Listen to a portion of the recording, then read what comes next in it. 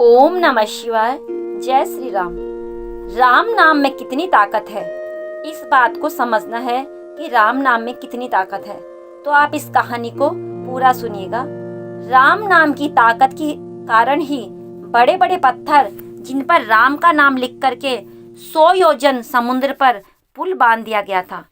राम नाम से अंकित अंगूठी को मुख में रख करके श्री हनुमान जी 100 योजन समुद्र को लांघ कर चले गए थे। राम नाम की ताकत के कारण ही काशी नरेश को स्वयं भगवान श्री राम खुद नहीं मार पाए। दोस्तों, आज का प्रसंग बड़ा ही सुंदर और मार्मिक है। इस कहानी को सुनने मात्र से ही मनुष्य के सारे पाप नष्ट हो जाते हैं और इस पृथ्वी पर वह जब तक जीवित रहता है सुख से अपना जीवन व्यतीत करता है। इसलिए इस कहानी को पूरा सुनना। एक बार की बात है कि भगवान हनुमान जी ने अपने प्रभु श्री राम से अपनी माता के दर्शन करने के लिए जाने की आज्ञा मांगी। भगवान श्री राम ने उन्हें सहर्ष आज्ञा प्रदान कर दी। हनुमान जी जब अपनी माता के दर्शन के लिए जाने लगे तो उसी समय काशी नरेश भगवान श्री राम के दर्शन करने के लिए आ रहे थे। रास्ते में उन्हें देवर्षि नारद मिल गए। काशी नरेश ने देवर्षि नारद के चरणों में बड़ी ही भक्तिपूर्वक प्रणाम किया। नारद जी ने काशी नरेश से पूछा कि तुम कहाँ जा रहे हो।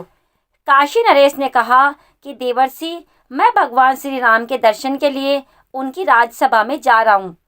उनकी इतनी बात सुन करके नारद जी ने कहा कि मेरा एक काम करोगे। काशी नरेश ने कहा कि आप आज्ञा कीजिए। धरती पर ऐसा कौन सा प्राणी है जो आपकी आज्ञा को ना मानने का दुस्साहस करेगा।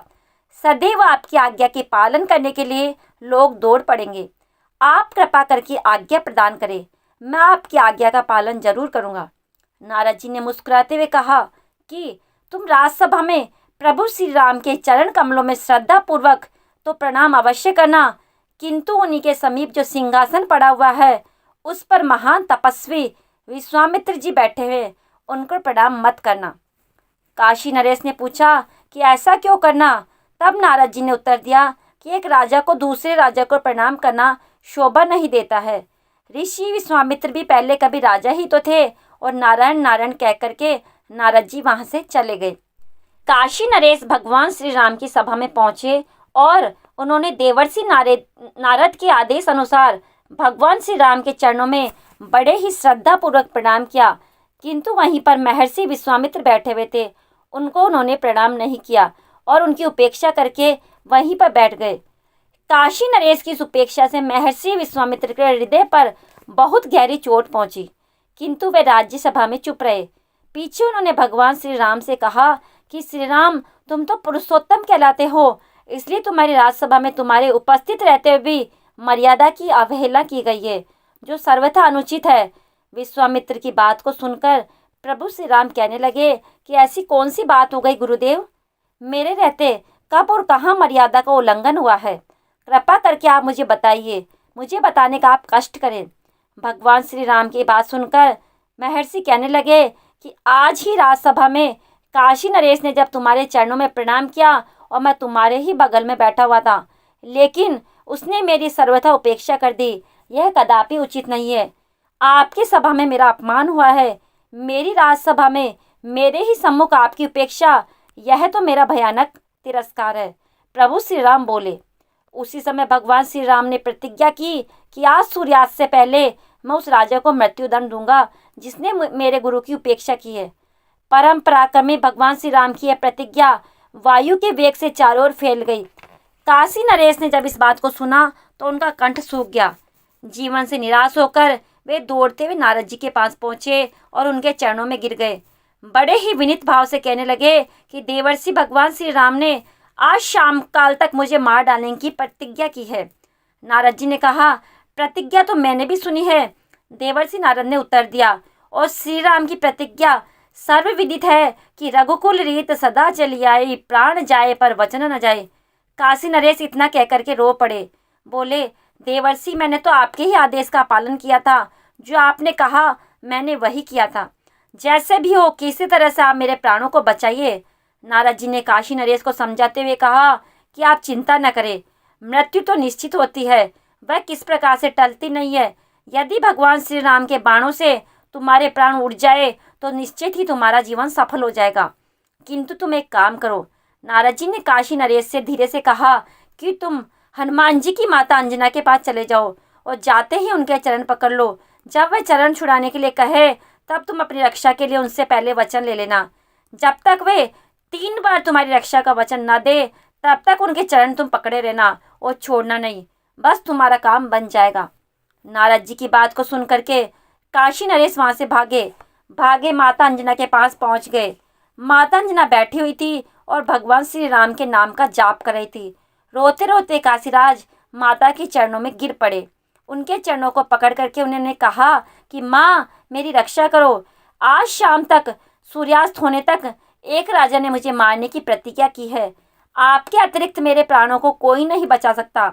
माता अंजना ने जब काशी नरेश की यह बात सुनी तो कहने लगी, किसने और क्यों तुम्हें आज शाम से पूर्व मार डालने की प्रतिज्ञा की है? बताइए काशी नरेश।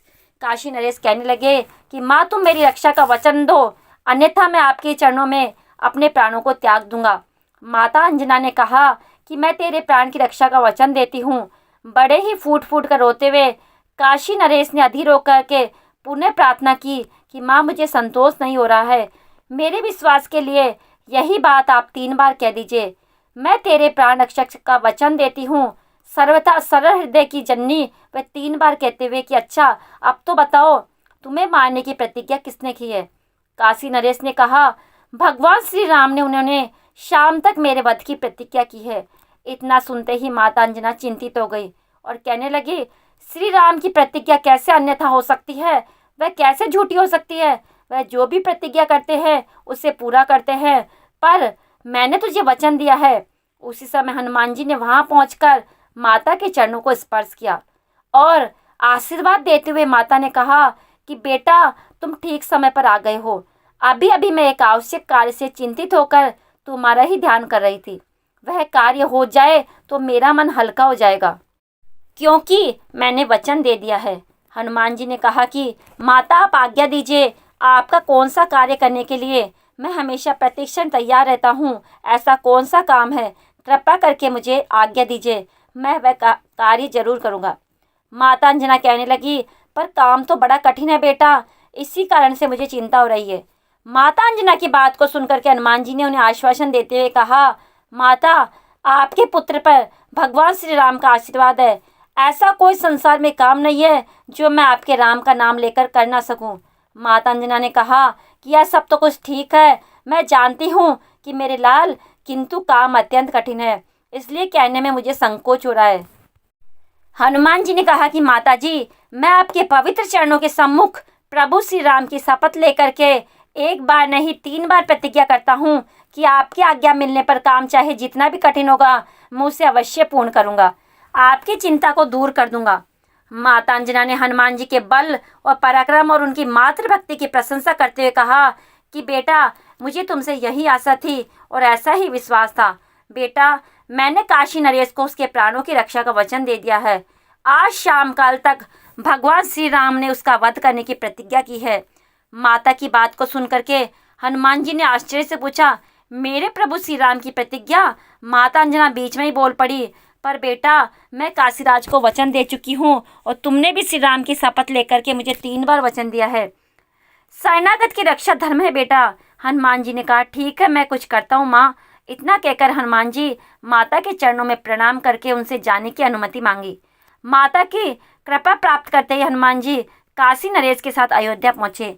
वहाँ उन्होंने काशी नरेश से कहा कि राजन, तुम सकल कलुष नाशिनी, परम पावनी सरयू में कमर तक जल में खड़े होकर निरंतर राम नाम का जाप करते रहो। काशी नरेश ने पवन पुत्र के आदेश का पालन करते हुए यह काम प्रारंभ कर दिया। वह कमर तक पानी में खड़े होकर के भगवान श्री राम का जाप करने लगे। इधर हनुमान जी तुरंत श्री राम के सम्मुख पहुँचे। वहाँ उन्होंने भगवान श्री राम के चरणों में प्रणाम करके उनके दोनों चरण कमल पकड़ करके कहा, स्वामी, आज मैं आपसे एक वरदान की याचना करना चाहता हूँ। यह कैसे संभव है कि हनुमान जी कुछ मांगे और भगवान श्री राम अस्वीकार करे? भगवान श्री राम ने बड़े ही उत्साह के साथ कहा कि तुम्हारे लिए अधिक कुछ नहीं है हनुमान, तुम जो कुछ भी मांगना चाहते हो वह तुम मांग सकते हो, मैं तुम्हें सब कुछ देने के लिए तैयार हूँ। श्री राम ने कहा कि मैं तो यही चाहता हूँ कि तुम कुछ मांगो, बोलो तुम क्या चाहते हो। प्रसन्न होकर हनुमान जी ने प्रभु के चरण कमलों को सहलाते हुए कहा, प्रभु मैं चाहता हूँ कि आपके अमित महिमामय नाम का जाप करने वाले की सदा रक्षा हो और मेरी उपस्थिति में आपके नाम के जापक पर कभी कोई किसी का प्रहार ना करे। यदि दुर्भाग्यवश निखिल सृष्टि का समर्थ स्वामी भी प्रहार कर बैठे तो उसका भी प्रहार व्यर्थ हो जाए। भगवान श्री राम ने तुरंत हनुमान जी को आशीर्वाद दिया, तुम नाम जापक की रक्षा करने में सर्वत्र सदा समर्थ होंगे और तुम्हारी उपस्थिति में नाम जापक पर किया गया अमोघ प्रहार भी व्यर्थ सिद्ध होगा। जय श्री राम। इतना कहकर के हनुमान जी प्रभु के चरणों में मस्तक रख दिया और तुरंत वहां से सरयू पहुंचे। वहां वे गदा तान करके अत्यंत सावधानी से खड़े हो गए और काशी नरेश से कहा कि तुम बिना रुके निरंतर राम नाम का जाप करते रहो। स्थिति विचित्र हो गई। एक और सर्वाधिकारी की वध की प्रतिज्ञा और दूसरी ओर अनन्य भक्त हनुमान जी की उनकी रक्षा के लिए वचनबद्ध हो जाना। राजा सरयू के जल में खड़े होकर प्राण भय से अनंत रूप से राम राम का जाप कर रहे थे और वर प्राप्त हनुमान जी उनकी रक्षा के लिए गदा ताने हुए खड़े थे। बात विद्युत की गति से फैल गई। अयोध्यावासी समस्त बाल वृद्ध नर नारी कौतूहल के कारण सरयू तट पर पहुंच गए। प्रभु और सेवक की प्रतिज्ञा का पालन का दृश्य देखने के लिए विशाल जन समुदाय वहां पर एकत्रित हो गया। इसी बीच भगवान श्री राम भी वहां पहुंच गए और काशी नरेश को देख करके बाण चलाना शुरू किया, लेकिन वे हैरान रह गए। राम नाम की जाप के आगे सभी बाण विफल होते चले गए। क्रोधित श्री राम को देखकर वशिष्ठ जी व्याकुल हो गए। वशिष्ठ जी ने सोचा कि भगवान श्री राम की प्रतिज्ञा तो व्यर्थ हो सकती है और कहीं उन्होंने नरेश के साथ हनुमान जी को भी मार डाला तो महान अनर्थ हो जाएगा। तब हनुमान जी उनके पास पहुंच करके वशिष्ठ जी को उन्हें समझाने का प्रयत्न करने के लिए कहा, पवन कुमार श्री राम तुम्हारे पास सर्वत्र है, उनकी प्रतिज्ञा पूरी हो जाने दो। नितांत समीप होने के कारण उनका क्रोध बढ़ता ही जा रहा है। राजा तो उन श्री राम के पावन सर स्पर्श से जन्म मरण के लिए सदा मुक्त हो जाएगा। एक राजा के लिए अपने स्वामी के सम्मुख इस तरह से तन करके खड़ा हो जाना तुम्हारा जैसे सेवक के लिए कदाचित उचित नहीं है। हनुमान जी ने अत्यंत विनय पूर्वक कहा कि गुरुदेव, मैं त्रिलोक में भी अपने सर्वसम्मत प्रभु श्री राम के समीप तन करके खड़ा होने की कल्पना नहीं कर सकता। मैं तो अपने प्रभु श्री राम और उनके वरदान की रक्षा के निमित्त प्राणों की आहुति देने के लिए यहाँ पर उपस्थित हुआ हूँ। मेरा इससे अधिक सौभाग्य और क्या होगा कि मैं अपने से अधिक प्रभु श्री राम के नाम और उनके वरदान की रक्षा के कारण उनके ही कर कमलों से छोड़े हुए उन्हीं बाणों से शरीर त्याग करके उन्हीं में विलीन हो जाऊं। वशिष्ठ जी ने सोचा, इन ज्ञान मूर्ति को विचलित करना संभव नहीं है। तभी महर्षि विश्वामित्र भी उपस्थित होकर भगवान और भक्त की लीला देखकर चकित और चिंतित हो रहे थे। तब वशिष्ठ जी ने काशी नरेश से कहा, तुम शीघ्र ही महर्षि विश्वामित्र के चरण पकड़ लो, वे सहज दयालु है, वे तुम्हें क्षमा कर देंगे। काशी नरेश जय सिया राम जय जय हनुमान जी का जाप करते हुए दौड़ते हुए महर्षि विश्वामित्र के चरणों में गिर पड़े। उनके आंसुओं से महर्षि विश्वामित्र के चरण भीग गए। ये देखकर महर्षि विश्वामित्र का हृदय द्रवित हो गया। उन्होंने सरसंधान किए क्रोधित श्री राम जी से कहा, श्री राम, काशी नरेश के अपराध को क्षमा करो। उन्होंने इसका प्रायश्चित कर लिया है, मैंने उन्हें क्षमा कर दिया है। अब तुम भी अपना अमोघ बाण धनुष में उतार करके तुणीर में रख लो। महर्षि विश्वामित्र के संतुष्ट होते ही भगवान श्री राम का क्रोध अपने आप शांत हो गया। उन्होंने गुरु की आज्ञा का पालन किया। बाण धनुष से तुणीर में आ गया। राजा की प्राण की रक्षा तो हुई, भगवान के सम्मुख भक्त हनुमान जी की भी विजय हुई। इस समाचार को जब माता अंजना ने सुना तो उनकी प्रसन्नता की भी सीमा न रही। विश्वामित्र से पहले कि कुछ कहते वहां नारद जी प्रकट हो गए और बता दिया कि यह सब कुछ क्यों हुआ। पूरी बात सुनकर के विश्वामित्र ने आखिर महर्षि नारद से पूछा कि उन्होंने ऐसी सलाह काशी नरेश को क्यों दी। इस पर नारद जी ने कहा कि मैं हमेशा सुनता था कि श्री राम का नाम श्री राम से भी अधिक बड़ा है, इसलिए मैंने सोचा कि असली परीक्षा हो जाए ताकि लोग भी समझ ले प्रभु के नाम की महिमा प्रभु से भी अधिक है। दोस्तों, इस तरह से भगवान श्री राम के नाम की ताकत जो है वह आप इस कहानी के माध्यम से समझ गए होंगे। यह कहानी आपको कैसी लगी है एक प्यारा सा कमेंट करके ज़रूर बताना और कमेंट में लिख देना जय श्री राम। यदि आपको वीडियो अच्छा लगा है तो वीडियो को लाइक शेयर अवश्य करना और चैनल को सब्सक्राइब अवश्य करना और प्रेम से बोलिए जय श्री कृष्णा जय श्री राम।